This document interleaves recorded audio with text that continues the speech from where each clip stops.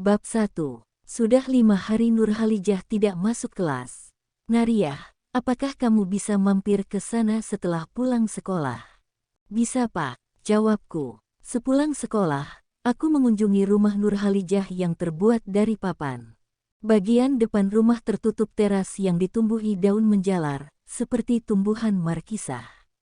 Halamannya basah dan berbau aneh, seperti bau pasar. Ada banyak ember dan kuku ayam berserakan di mana-mana. Aku mengetuk pintu beberapa kali tetapi tidak ada jawaban. Nurhalijah, Butarso. Aku memanggil sampai berteriak, tetapi tidak ada jawaban. Aku hampir naik motor untuk pulang. Tiba-tiba, pintu rumah terbuka. Yang buka adalah seorang pria yang tinggi, usianya sekitar 21 atau 22 tahun. Rambutnya pendek dan basah, ia memakai kaos singlet putih yang ujungnya dimasukkan ke dalam celana jogger hitam, ia mengenakan sepatu all-star hitam. Aku belum pernah melihatnya. Mungkin dulu waktu kecil, aku pernah melihatnya, tapi sudah lupa.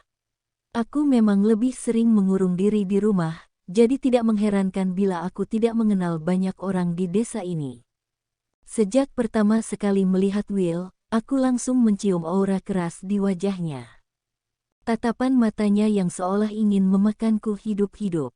Gayanya mengerutkan kening dan matanya yang mengecil seperti sedang mencari jarum di wajahku. Will seperti pria yang bisa mengetahui apa yang sedang kupikirkan bahkan sebelum aku mengatakan apapun.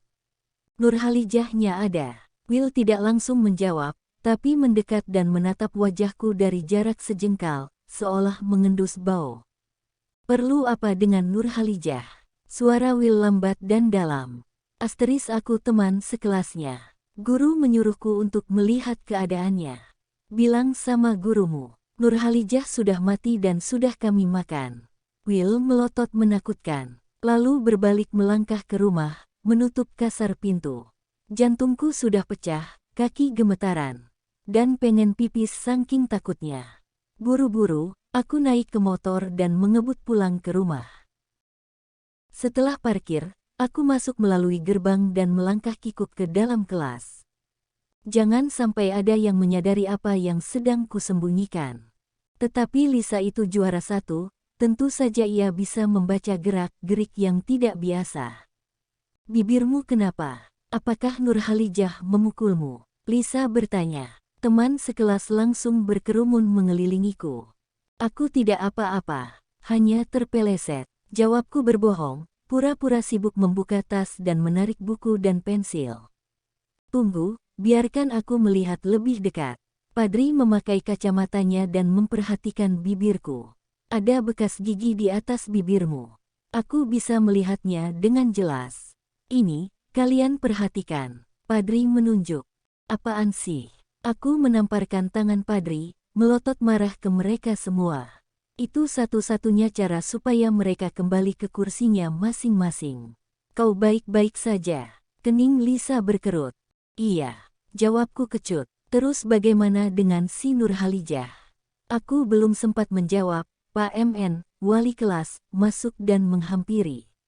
Bagaimana? Jadi menjenguk Nurhalijah kan? Petik 2. Kelas langsung diam. Mereka sepertinya sangat penasaran akan Nurhalijah. Aku menarik nafas yang dalam, menatap wajah Pak MN dengan tidak meyakinkan. Kata kakaknya, Nurhalijah sudah mati dan sudah dimakan oleh ibu dan kakaknya itu. Petik 2. Pak MN melotot bingung, menatapku seperti teka-teki silang. Jangan bercanda nak. Petik 2 titik. Aku tidak bercanda Pak. Aku menjelaskan semuanya. Mulai saat sampai di depan rumah hingga bertemu dengan Will, manusia arogan itu.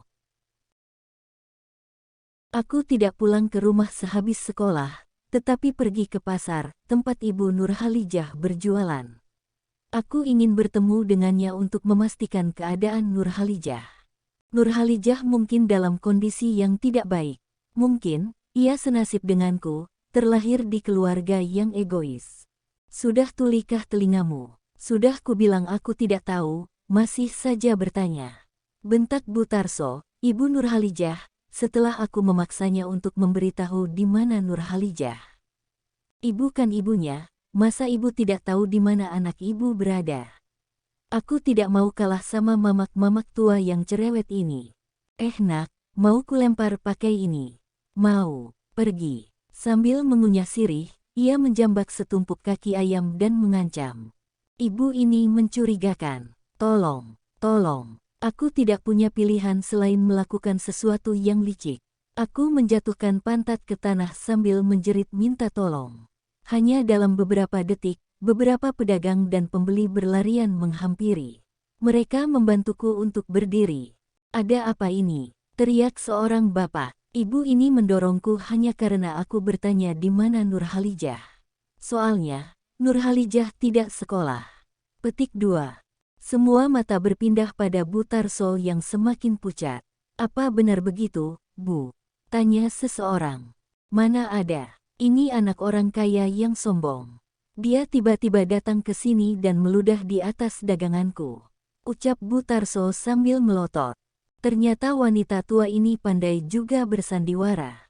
Ibu ini berbohong. Coba kalian tanya di mana Nurhalijah. Masa dia tidak tahu anaknya di mana? Bapak yang berteriak tadi mendekat. Iya, Nurhalijah di mana, Bu? Kenapa tidak sekolah? Bu Tarso menggaruk kepalanya. Di rumah lagi demam. Nurhalijah lagi demam. Bohong. Aku kemarin dari rumahmu, Nurhalijah tidak ada. William. Bu Tarso menoleh ke segala arah sambil berteriak memanggil seseorang yang bernama William. Dari jauh, dari lokasi pedagang sayur di ujung pasar, seseorang berlari. Astaga, itu adalah kakak Nurhalijah yang kemarin. Dia langsung melotot, hidungnya naik turun seperti singa yang sedang mengendus bau musuh. Kenapa, Bu? Tanya Will. Anak ini kemarin dari rumah. Dia menuduh ibu telah menyembunyikan Nurhalijah. Enggak, Will menggelengkan kepala. Dia mendekat dan memperhatikan wajahku. Oh. Ini adalah anak Pak Basuki yang rumahnya gede di Jalan Nanas. Anak ini memang agak. Will tidak melanjutkan kalimatnya melainkan menaruh jari telunjuk miring di keningnya.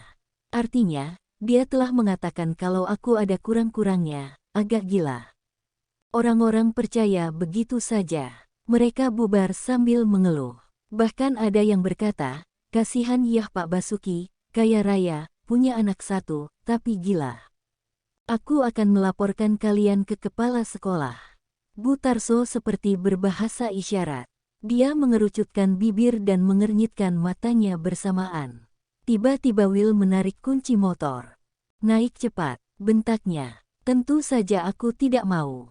Berikan kunci motorku. Aku berusaha merebut. Orang-orang kembali memperhatikan kami. Naik, aku akan mengantarkanmu ke rumah Pak Basuki. Aku tidak butuh diantar. Sini, berikan kunci motorku. Aku menunjuk wajahnya dan lalu berusaha merebut kunci. Bapak yang tadi, mendekat lagi. Nak pulang ya. Nanti bapakmu kecarian. Kasihan bapakmu, nak. Dia benar-benar memperlakukanku seperti orang gila.